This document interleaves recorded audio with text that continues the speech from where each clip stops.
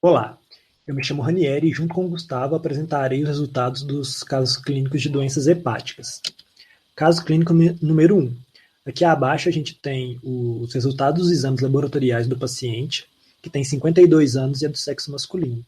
Podemos observar que todos os marcadores hepáticos adicionados no caso estão fora dos valores de referência, estão acima dos valores de referência. Também observa-se que na urina do paciente teve a presença de bilirrubina, além da presença de urobilinogênio, o que indica uma clara doença hepática, né? Começamos pela primeira pergunta, a letra A. Qual o possível diagnóstico do paciente? Pelos resultados apresentados do paciente, a gente conclui que se trata de uma hepatite crônica. Mas o que nos levou a este diagnóstico? Inicialmente, a gente destaca que os níveis aumentados do ALT e AST indicam lesão hepática, onde as enzimas saem dos hepatócitos e vão para a corrente sanguínea, indicando lise hepatocelular e ou necrose hepatocelular. E como o AST se apresentou maior que o ALT, tem-se uma indicação de um dano celular profundo como uma necrose, um dano que é geralmente crônico, né? E como o valor medido dos marcadores está do ALT e do AST está entre 5 e 10 vezes maior que o valor de referência, o quadro do paciente aponta para uma hepatite crônica. E por fim, observa-se que a relação AST e ALT é de 1,3, que logicamente é maior que 1, o que também aponta para uma hepatite crônica. Então é por isso que a gente diagnosticou esse paciente com hepatite crônica.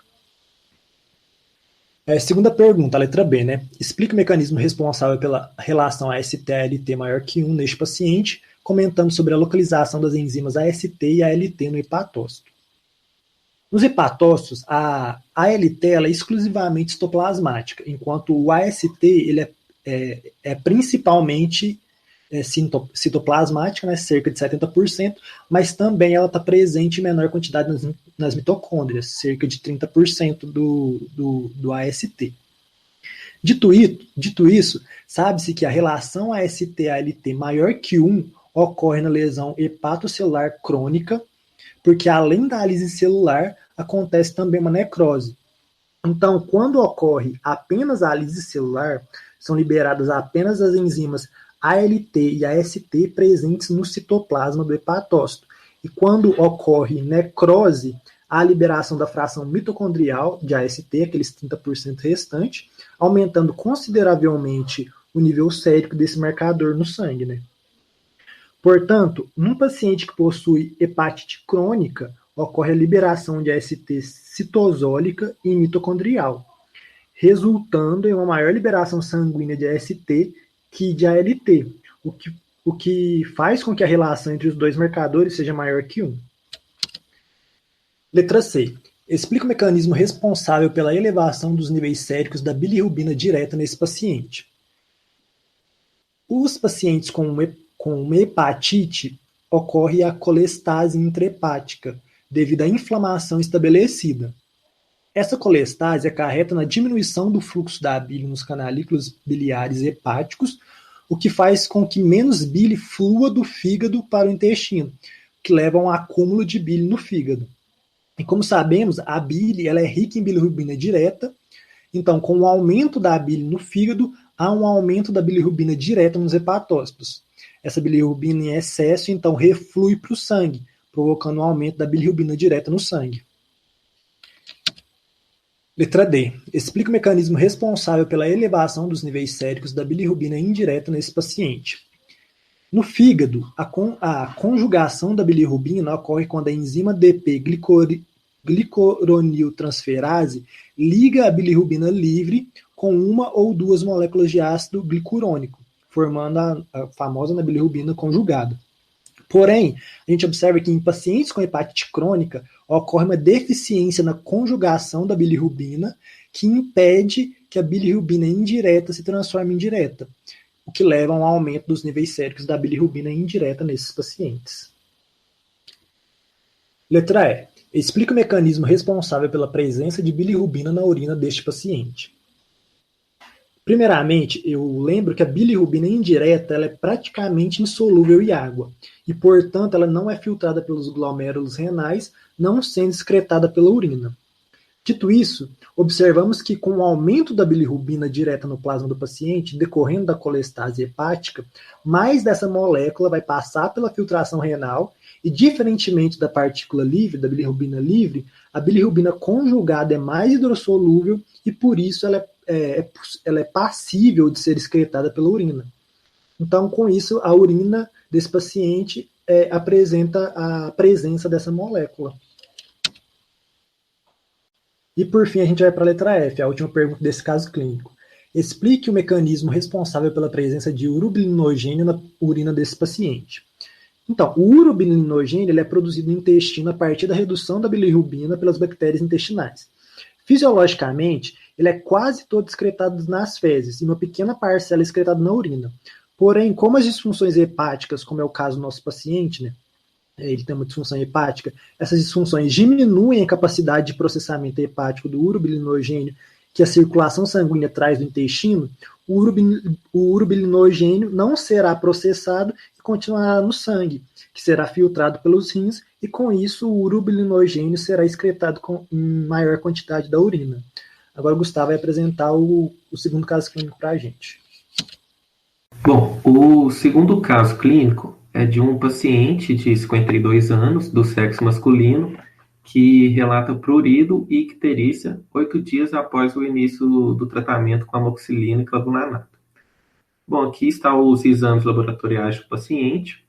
Os marcadores hepáticos deles estão acima do valor de referência. A bilirrubina total também está acima. A bilirrubina direta também está. A bilirrubina indireta está dentro do valor de referência.